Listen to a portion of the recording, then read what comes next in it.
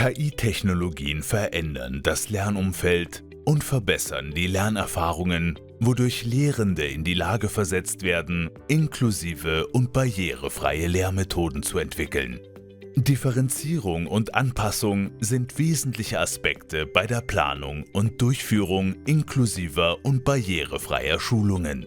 Lehrende ermöglichen differenziertes Lernen, indem sie verschiedene Lernpfade auf Grundlage der Lernbereitschaft, der Interessen und der Lernprofile der Lernenden entwickeln. So können sie zum Beispiel Reading Progress verwenden, um den Lernenden differenzierte Leseübungen anzubieten, die sich nach dem Niveau des Leseflusses richten. Sie können auch den Reading Coach zu jeder Reading Progress Aufgabe hinzufügen. Der Reading Coach identifiziert 5 Wörter, mit denen die Lernenden am meisten zu kämpfen haben, und stellt ihnen Hilfsmittel zur Verfügung, mit denen sie das Lernen durch eigenständiges Üben unterstützen können. Reading Progress und Reading Coach ermöglichen es allen Lernenden, in ihrem eigenen Tempo, in einer sicheren und ermutigenden Umgebung zu arbeiten und geben ihnen die Möglichkeit, in Echtzeit Unterstützung zu leisten.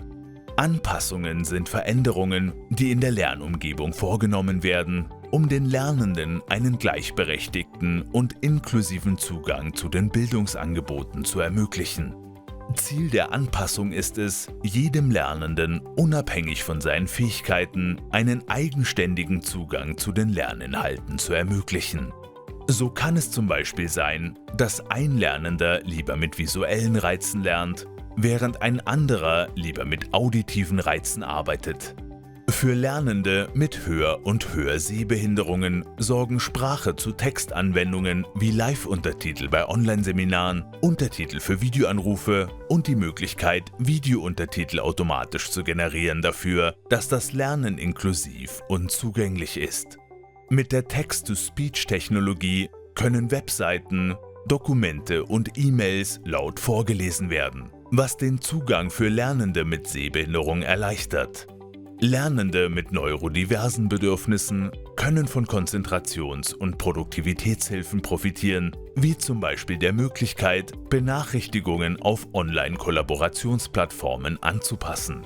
Schließlich können Tools zur Vereinfachung von Texten und zur Unterstützung des Schreibens neurodiverse Lernende bei der Verbesserung ihres Leseverständnisses und ihrer Schreibfähigkeiten unterstützen.